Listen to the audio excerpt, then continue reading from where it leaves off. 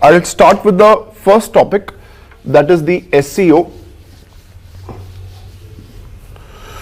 Now, to discuss the framework of SCO, because recently India had hosted the virtual summit of the SCO organization, we can open up this particular topic into 3-4 heads for the examination. It is important from the perspective of GS paper 2, where this is one of the important organizations of which India is a part, can be asked straight away in the examination. It is also important for the prelims because it involves certain facts where we should know which nations are the members, which nations are observers. So going on to the structure, we'll first discuss the context, that why we are discussing this particular issue. And this particular context, we know that India recently hosted the first SCO summit after becoming the member. India had become the member in 2017. Before 2017, we were only an observer. So we have hosted the first summit. That is why there has been a lot of articles coming in the newspapers regarding this particular topic.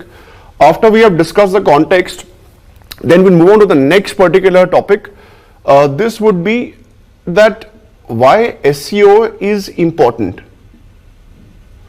Because since we were an observer, then we must have diplomatically strived to be a member of this particular organization. We ended up being a member, a full-scale member 3 years back. But then why do we need to be a member of SCO? We'll discuss as the second pillar for this discussion. After we have discussed the importance, then we'll move on to the third interesting aspect, that yes, we are the members, but has the entire idea of us becoming member of this organization, has it really yielded any benefit? So there we'll try to do an analysis of the particular step where we'll try to look at the actual situation on ground. What is the cost benefit analysis of us being a member of this particular organization? And after we have discussed this, then in this particular case, as a last pillar, we'll take up the aspect of what should be done. Because in any aspect or in any situation or in any of the topics that we discuss for the exam, and generally also while we are reading any particular issue, we should know that what has to be the way forward, how we have to understand the future trajectory. So this is the structure, you can kindly note it down for your reference. I'll move on with the first topic, the first sub-theme. So as I had said that India recently had hosted the first SCO summit, and this summit had taken place virtually.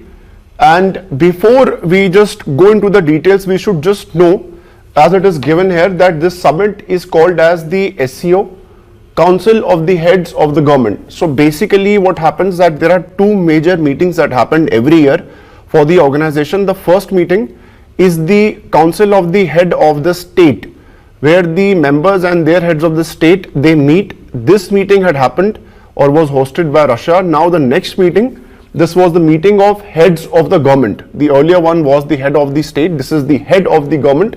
And India was hosting this particular summit. Why? Because last year we had become the chairperson, or we had become the chair of this SCO summit, of this SCO organization. So as a result, the year any nation becomes the chair, the very next year the Council of the Head of the Government summit is hosted by that particular nation. So because of that, we had hosted that particular this particular summit. Moving on, apart from the fact that who exactly the members are, we'll just have a look at those members in detail. We should know the four important observer nations, that is Afghanistan, then it is Belarus, then it is Iran, and it is Mongolia. India and Pakistan, as I had said earlier, we were the observers earlier, but in 2017, 3 years back, both the nations, quite interestingly, were made the members of this organization SCO. Moving on ahead, this is the list of all the members. This was formed in 1996, and the SCO was formed under what is called as the Shanghai Spirit. The SCO was formed under what is called as the Shanghai Spirit. Shanghai Spirit basically is a term to make sure that all of the members, they together would engage with respect to economic, cultural and educational cooperation, and they would basically strive to improve the relationship amongst the members. 1996, we basically had 5 nations. You could see that there was Kazakhstan, Kyrgyzstan, Russia, China, Tajikistan, and then later on Uzbekistan joined 19 years back, 2001, and then finally India and Pakistan, we became the members 3 years back. Apart from this, in this particular summit, though it is not very important, the Indian government was represented by the Vice President, and in this summit we had reinforced our claims for cross-border terrorism. And then also, interestingly, Pakistan was not represented by the Prime Minister there. The Indian government was given the representation by Venkaiah Naidu. The Pakistan, as a rebuttal, did not send its PM for the summit, and then they basically had raised their voice against something called as state terrorism.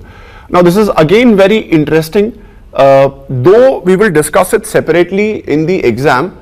Because when you talk about state terrorism, so at the world order, India has been time and again citing this particular fact at all the plurilateral summits, at all the major bilaterals that we have with the developed nations, that there should be one global convention against terrorism, so that each of the nations, they can come together, and the terrorist organizations of which India has been a major victim, along with the nations like Syria, they can come together and they can basically take a strict action against all of those organizations and all of those members involved.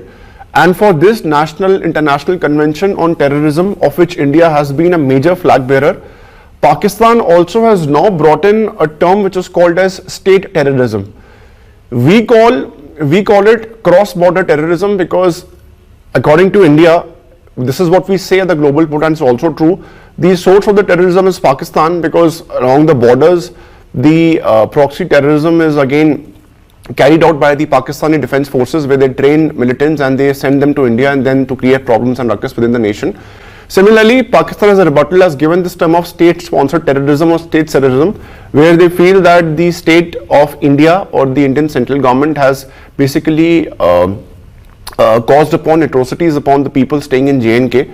So this is a very interesting point, that how Pakistan is trying to negate our idea of terrorism with their own version of terrorism, which is called as state terrorism. We'll take up this topic in detail when we discuss terrorism, but now let's stick to SCO. Why is SCO important? Before we discuss the importance of SCO which is the second pillar, I would just like to make you have a look at the map of SCO, because then you would be able to better understand the entire idea. This would give you a very important perspective that why India is so hell-bent upon increasing its cooperation with the nations in SCO. As you could see in this map, it is quite clear, and though the map is slightly out of scale, Russia, Kazakhstan, Turkmenistan, this is Tajikistan, Turkmenistan, Uzbekistan, all of these nations, Kyrgyzstan, they are the members. India, Pakistan, with China, we are the 3 members from the South Asian and the East Asian region. Mongolia, the ones in yellow, Mongolia, Afghanistan, Iran, along with Belarus, which is there in the northeastern part of Europe, that is again an observer. This entire map, or the nations, if you also include the observers, is kind of representing the Asian power or the Asian powers together, though the membership has got the 3 nations like India, Pakistan and China. So this again is a kind of, just if you look at the map, it is seemingly understood to be a map of all the Asian nations getting together. That is why, interestingly, the West calls it the Asian NATO, because you could see, though we'll also understand whether it is really Asian NATO or not, this entire map does not even have a single European nation or the so-called Western world. This is one of the new ideas, that how post 1991, after the unilateral regime of US had got a boost, and they were the ones that as a central nation in the world order, and we also kept on saying that now the world has become unipolar. This is a good example of how the idea of, if not a multipolar world, or if not a bipolar world, the idea of a tripolar world, where Russia and China are now the new poles. Russia was one of the poles important earlier, now it declined, and now it is again rising. So is the case with China. And now, once we've seen this map, now we can definitely understand, because now you would have got a fair idea that what exactly is the importance of this particular region. Now we'll discuss the importance. Importance is again quite simple. With respect to us, with respect to India, our engagement with the nations here is based on a three-pronged policy, where first we want to deepen the ties with Russia, which is again an all-weather friend of ours. We've always had wonderful relations with Russia. They have, no matter be it cultural relation, be it defense relation, be it space relations, both the nations have interacted. So we again want to reinforce. Second is very important. This is one platform. This is one organization where China, Pakistan, and India are again members. So this is one more forum where India could present its own viewpoints and counter the influence of China and Pakistan vis-a-vis their aggressionist tendencies or their viewpoints against us. And we also want to expand our cooperation with the Central Asian region. The Central Asian region, as you could see in the map earlier, is again very important for energy resources, primarily gas. It is also important for uranium because Kazakhstan has got good uranium reserves. It is also important, why? Because the cultural connect between Central Asia and India has always been important, and because of their energy reserve or energy resource being quite important for us, and our energy needs increasing day by day, where we have an 80% deficit with respect to our oil needs. So in that perspective, definitely Central Asian region and its importance is very high in our foreign policy. Second reason is that ever since the Uri attacks had happened in 2016, since then India and Pakistan have not met at SAARC.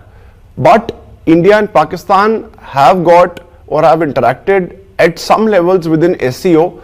So this is one more area, this is one more rare forum, I would say, where India and Pakistan, they interact amongst each other. It gives an opportunity to express their own viewpoints at a if not a global, at a regional platform, because normally India and Pakistan have not been involved in any bilateral discussions. So at this platform we have cooperated, and we have been cooperating with respect to a joint exercise under RATS. RATS is Regional Anti-Terror Structure. This is popularly called as RATS. It is a place which is headquartered in, it is basically a secretariat-like organization within SCO, where it is headquartered in Tashkent, and it deals only with terrorism. So SCO interestingly has got one separate body of an organization to deal with terrorism. So it is quite interesting because, again, in the line of the thought that India always has presented at the global platform, that how terrorism is a major concern and each of the nations, they are getting affected. So we, as I said, we want to have a global convention on terrorism. In that line of thought, RATS synchronizes with our foreign policy and our interests. Also, India has consistently maintained the importance of SCO because of cultural, security and defense related reasons. And it is also popularly called as ASEAN or Asian NATO. Asian NATO is again a misnomer. This is what the West calls, because NATO is a security alliance where the nations who are members of NATO, in case of any trouble happening in any of these nations, the other members, primarily led by US, would be offering defense assistance, military assistance. There is no such arrangement like this within SCO. It is only an organization that gets nations together. It is a framework. It offers a framework of cooperation. It does not mandate any security alliance. NATO is clearly a security alliance where, in case of any military assistance led by US, that particular member nation would be given benefit. There is no such security alliance within SCO. Also, where it is also one of the few organizations of which India has been a part.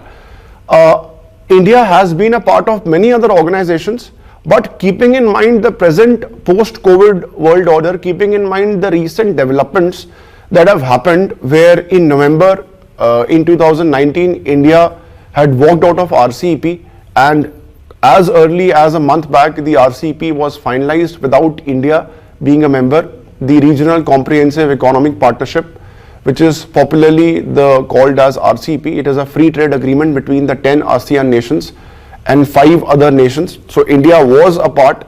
India is no more a part of this organization. The 5 nations are the 3 East Asian neighbors of ASEAN, that is China, South Korea, Japan, Australia, New Zealand, That is 5. India had to be the 6th one, but India walked out. And there have been so many articles coming up in the newspapers citing the fact that how India should have been a member. We have discussed it earlier in class that how India should have been a part of this particular organization. Whatever reasons be, we are no more part of RCEP. SAARC, we are a part, but we very well know the analysis of SAARC that how post Uri attacks in 2016, there has not been a single summit, and India is backed out of SAARC because of bilateral relationship going down the drain with Pakistan. BBIN is, it was a transport corridor, it was a highway which connected Bangladesh, Bhutan, India and Nepal, these 4 nations together, but because of concerns being raised by Bhutan because of environmental reasons and the environmental damage caused by the highway, this highway which was envisaged, or this corridor that was envisaged under this particular pseudonym, Bharat, Bhutan, Bangladesh, Bhutan, India, Nepal, this is no more a reality. In this context, where our engagement at the regional level has witnessed a decline, in that perspective, SCO offers a great opportunity. Also, it offers an opportunity to reach to Central Asian nations because of the rich in resources, because of iron and steel being present there, and also because we've got Central Asian nations are huge market for us, and Asian Silk Route, they were there at the ancient Silk Route, and it also offers a big opportunity for us to expand, where India is trying to diversify its export basket. Also, as I had said, it is also one more platform where India and Pakistan and also India and China can discuss the matters. This statement is, I think, the most important. Why? Because keeping in mind the recent standoff, which is still prevalent, and both the nations, India and China, they have disagreed to disengage at the borders, but still both the nations are sticking to their own viewpoints and blaming each other. So at these critical junctures, these summits and these organizations play a very important role because they offer you an opportunity for negotiation. So with China and Pakistan also, both of them together, so it's a unique organization, thereby India cannot miss the opportunity. Also with respect to connectivity, trade, energy security, this is the summit which is important for us. And as all of us know that India's foreign policy is one of strategic autonomy, where India has been trying to pursue its own interests at the global level. At the same time, while pursuing strategic autonomy, we also have had a pragmatic approach. When I say pragmatic approach, India has been very well trying to balance the geopolitical interests. We are interacting with Israel in West Asia. We have good relations with Saudi Arabia, UAE also. So we are members of Quad, and recently Australia was made a part of Malabar exercise, which is primarily led by US and the other 2 nations being their allies, Japan and Australia. And here again we are interacting with China, Pakistan and Russia at a forum of SCO. So it is again a good example that how being a membership of SCO is nothing but an exercise where India is trying to be pragmatic, exercise autonomy and be a part of all those organizations where India's interests are fulfilled and where India's principles of international world order and peace, they are fulfilled. After discussing this particular importance of the organization, if it is so wonderful, then obviously India's decision of being a member 3 years back must have yielded the results. But now we should also try to analyze it from the perspective that is it really the case? Has India been the flag bearer or is it merely a member? Because we had come with different objectives. Now analyzing the situation, the first point here is that primarily under the Shanghai spirit, Russia and China, they had to be the nations which would lead the SCO in the right direction, because the other Central Asian nations, they were also under USSR, but it is China that is now the agenda setter. So it is not a Russia-led SCO or a Russia and China-led SCO, it is now clearly a China-led SCO, which significantly affects our stakes in the organization, keeping in mind that how at the bilateral level our relationship, despite Wuhan informal summit, despite Mamlapuram informal summit, has not been perfect. Also, Russia initially had brought us into SCO as countering China, which was their interesting decision, keeping in mind the rising stakes of India. But even now it is not clear that whether this particular thought has it really held ground, because Russia has also improved relationship with China in the past 3-4 years after there were sanctions on Russia. After the Ukraine dispute, Russia looked east and they were now exporting oil and gas, and their relationship has been improving in the past. So whether really Russia wants to resist the Chinese maneuvers, that is a question. Initially it wanted to resist. As a backup they got us in the organization, but whether that is the objective that is sought by Russia is something that is still questionable. If now I compare the gains, because in the previous discussion I had told you all the importance and all the good points why India should have been a member and why India chose to be a member. If you look at the first aspect, RATS, as I had said, the regional anti-terrorist structure is a separate pillar of SCO where the nations they can interact. India, Pakistan, we have joint exercises. But is terrorism a focus? Absolutely yes. But terrorism emanating from where? The terrorism which is affecting the nation of China and which is primarily led from Afghanistan and Central Asia, and which is affecting their Xinjiang province. Xinjiang province is the westernmost province of China, which has the borders with Central Asian nations. The Xinjiang province is also important because of a major problem that is there. This is a region which is inhabited by a minority within China. This is called as Uyghur Muslims, Uighur, Uyghur Muslims, and Uyghur Muslims have been responsible for unrest in Xinjiang province. So these Uyghur Muslims are a major threat for the Chinese, and that is why you must have heard and read in the newspapers that how the Chinese have been resorting to human rights violations because they have been holding these Uyghur Muslims in captivity and in detention camps, and no media attention and no nation is allowed to visit those camps. That is why they have been blamed for human right violation. So the focus is there. It is the focus is on the terrorism that is emanating from Central Asia, including Afghanistan, in China.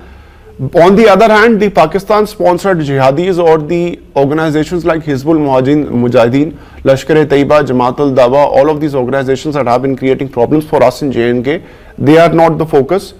Also, we have been interacting at the RATS platform and we have been cooperating with Pakistan, but whether the results have actually yielded, whether there is any visible, tangible change, all of us know that, keeping in mind that no, there has been simply not any increase in relationship between two nations. There has been no decrease in terrorist activities. In fact, in the past 1 month, we clearly have seen that how the ceasefire violations have majorly happened at the border alongside the LOC, despite us interacting with them at under SCO. Also, trade is the most important pillar of cooperation. All of us know that right now in the global world order, the nations with better export facilities, with better trade relations, they have higher stakes of going up in the world order. And that is why we also said that RCP was an important organization despite India expressing substantial reserves, substantial concerns against the move. Nonetheless, we have $100 billion of trade with SCO. But if we further go deep inside the detail, we would see that 90% of trade is with China, and all of us know that out of around 80 to 90 billion trade that we have every year with China, around $58 billion is what we are importing from China. It is clearly in favor of the Chinese and against us. So this 100 billion is a huge number, but unfortunately it is only with one of the nations. The remaining nations, we have only a $10 billion trade. Also, I had said that connectivity is a major concern, but if I look at the ground situation, it has nothing much has happened in this particular case, where most of the connectivity plans, they have not been tangible. And also in the present context, where I had earlier said that China and India, they can interact with SCO, but unfortunately the SCO has now become China-led. And since it has now become China-led, it is again one more forum that is being utilized by China to promote the BRI. BRI is again the massive infrastructure and trade project of China, where it wants to connect from the Chinese mainland to the western part that includes the Europe, Central Asia. So under this Belt and Road Initiative, the Chinese also want to construct a corridor that passes through POK, that is called as China-Pakistan Economic Corridor. It was a $46 billion corridor, is now $60 billion corridor. Such huge is the amount of investment that China is envisaging.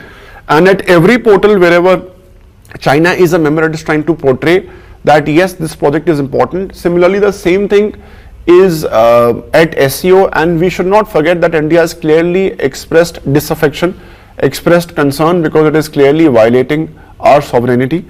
Also, in the recent times also, Pakistan has been trying to use SCO not to cooperate but to further denigrate the relationship and denigrate our image at the global platform.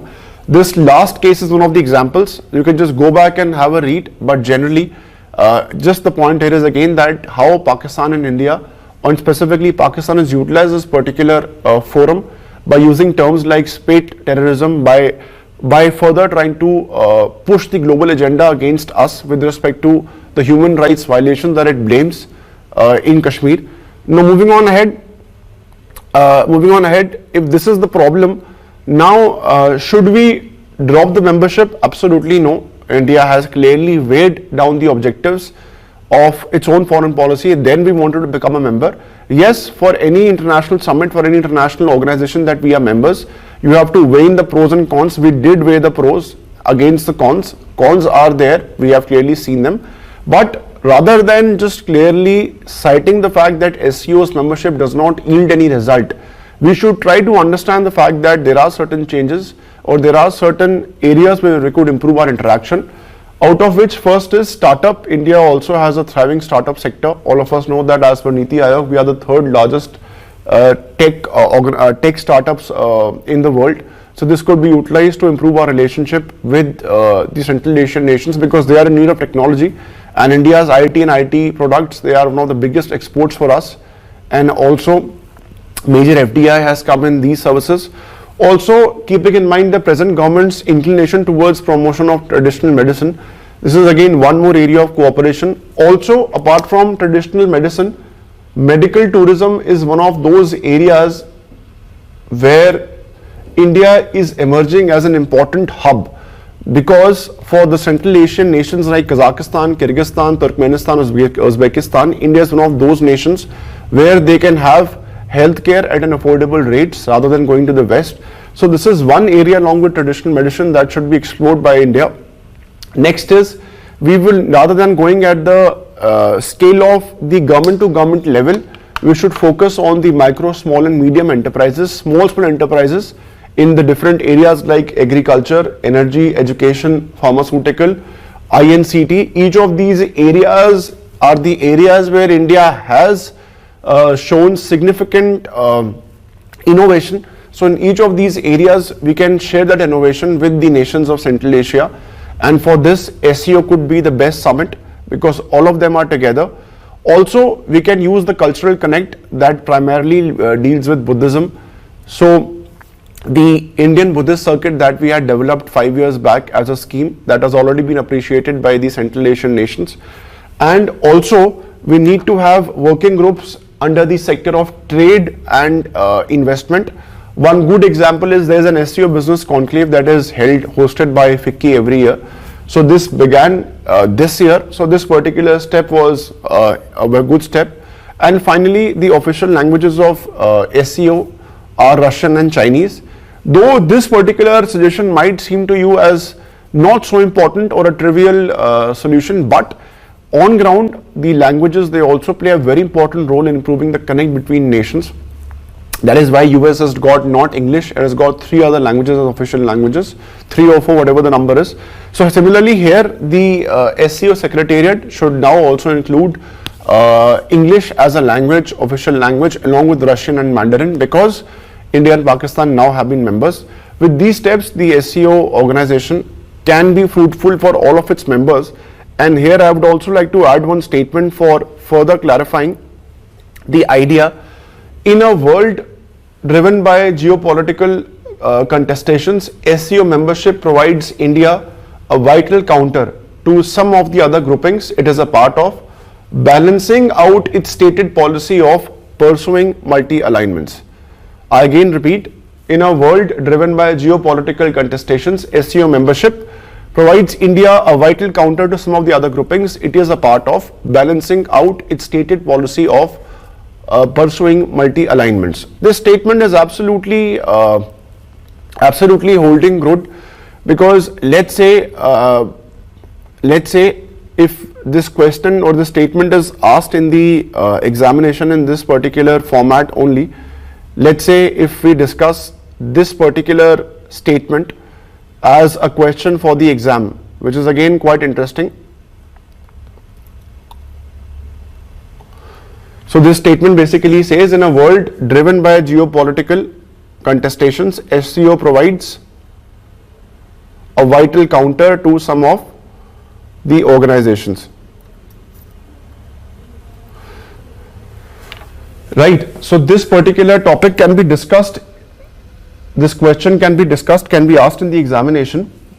Now let's say in the examination we are asked to comment on this particular statement, in a world driven by geopolitical contestations, SCO membership provides India a vital counter. So now to discuss the particular answer, we can break up the statement into three heads, where we first need to introduce the particular idea, what is there in the statement, or we need to discuss a bit about SCO, right? Then we have to come to the statement where we have to discuss this particular point in the body. Body basically is the major portion of the answer, assuming that this is again 250 words, word limit being for this particular question. In body we write the basic arguments, whether we agree or disagree to the statement, and then we'll finally move to the conclusion. That is the final leg of the answer. Now since it says that in a world driven by geopolitical contestations, first keyword here is geopolitical contestations. This basically implies, to further demystify the statement, that all the nations like US, like China, like Russia and India also, each of these nations, no nation amongst them is whole and soul friends or enemies with each other. It is just that wherever the interests they are aligning, there the nations they are pursuing their interaction. At some areas the interaction might be fruitful, at some areas it won't be fruitful. SCO membership provides India a vital counter to some of the other groupings it is a part of, balancing out its stated policy of pursuing multi-alignments. So the other thing, the second thing that we have to understand is that what are those other groupings of which India is a member. This is very important. Now if we look at the other groupings of India, of which India is a member, the most important is Quad, because the interests of Quad are clearly against the interests of this particular organization SCO. You could see that in Quad you've got India, Australia, Japan, US as members. Then you also need to discuss a bit about how in the Indo-Pacific region, the particular organization or the India-US interactions, how they are quite similar, because here we can give the example of the Malabar exercise, and then how multi-alignment is an ingrained policy of our foreign policy. This is something that we'll discuss in the end. These are three basic keywords which have been there in the question or in the statement. So now we'll start with the answer. When you introduce, again it is the most important aspect of this particular summit or the statement, has to be the intro. For example, with SCO, which was formed in, let's say, 1996, what is important is you highlight the fact that how India became a member in 2017 of this organization, and how it is one of those rare forums where India, China and Pakistan, all three are members, because the question's idea is towards geopolitical contestations. So it does not want to, it wants to know from you, is it right or is it wrong? But the larger idea is that how it is a it is a choice which India has taken keeping in mind the other nations into consideration. So you introduce with the fact that how India became a member in 2017, and it is one of the rare forums where India, China and Pakistan, we are the members. Then you move on to the second leg of the answer, that is your body. In body, you need to describe that why India is a member of SCO. This is the first point, where you need to substantiate with the facts that yes, there are geopolitical contestations. For India, it is a vital platform because not only it is important for trade, for better relations, for engagement with Pakistan, for anti-terrorism, but we also need to keep in mind the fact that how India is trying to balance out the relationship with US. With US how? Because India's nation or India's IPR, intellectual property record, has been time and again criticized by the US. Under the USTR Special 301 report. Special 301 report is a report which is brought out by US Trade Representative.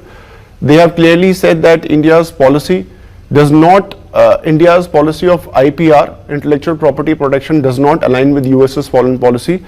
Also, India's principles of trade under WTO and India's principles of trade also with of India's principles of climate change at the Paris summit or under the Paris summit, they don't align, despite the fact that now the regime at US has changed and we now have Joe Biden as a president. But WTO is one area where under the Trump regime in the past 4 years, none of the summits they could yield any benefit because US was clearly bypassing the interests of the other nations and trying to serve its own interests. That is why the WTO could not function well. Also, Paris summit under the climate change, the larger idea of climate change, US had left out of Paris summit, and India has been the biggest supporter of climate change actions at the global level. And also, apart from the fact that India's stance is important, where the situation in Afghanistan after US has promised troop drawdown might get critical, because if there is any insecurity or if there is any threat under Taliban, because US has already negotiated under the Doha Pact with Taliban, it has served its own interests, but because of the geopolitics around that region, there might come up a situation where India might not be able to handle the nation, or even if we handle the relations better with Taliban, there might be a situation where there might be unrest in that nation, and again there could be a situation where Al-Qaeda and other terrorist organizations, including ISIS, they might get stronger, and thereby India would be the biggest nation receiving the repercussions of any such situation. Also, India and US, both of them, our interests don't align with respect to Iran, because India-Iran relations have been guided by cultural contacts. We are developing Chabhar, but in the recent times, US has again left out of this agreement, which is called as JCPOA, Joint Comprehensive Plan of Action. Also, it has applied sanctions on Iran, and as a matter of fact, because of sanctions being applied on Iran, India has stopped importing oil from Iran. So these are the areas where India and US, their interests are not aligning. Also, India has purchased the S-400 missile defense system from Russia. The same thing was done by Turkey, and Turkey 2 days back was sanctioned by US. So this is again one of those areas where India could invite any such sanction from US. So as a matter of fact, though we are interacting at various levels with US, but because of present geopolitics, there might be a situation where, because of these factors, where we disalign with US. To balance this disalignment with US, the membership of SCO is important, and that is why, coming to the conclusion that India has always pursued strategic autonomy. India has always pursued strategic autonomy and pragmatism. in its own foreign policy. These two keywords, they are very important because the question wants to know from you Balti alignment. So we need to mention, we need to discuss here that how India has time and again pursued its interests, keeping in mind its overall foreign policy principles. We are a member of Quad, but we still are not having military alliance with the members. We don't have any military alliance with US, but Japan, Australia and US, all three have military alliances. So here also we have pursued our strategic autonomy, and the same is also in SCO, where despite India, China, Pakistan being together, India has clearly spoken against terrorism. It has clearly cited its disaffection towards the Belt and Road Initiative. So these two examples are examples to substantiate the fact that India has pursued multi-alignment, but we also have not forgotten our foreign policy interests. So again, I'll give you a gist: geopolitical contestation, then other groupings, and how India is pursuing multi-alignment. That is the gist of this particular question. You introduce SCO and how India became member. It is a rare summit where India, Pakistan, China are members.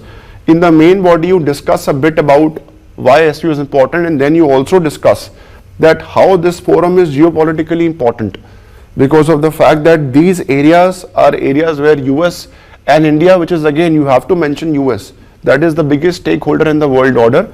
And then as a conclusion, you also tell that despite we being member of Quad, we have not pursued any military alliance. Even within SCO, we have followed our own foreign policy because our foreign policy is based on multi-alignment and it is based on strategic autonomy and pragmatism. So I think this is the gist of this entire topic regarding what has to be India's viewpoint with respect to being a member of SCO or not.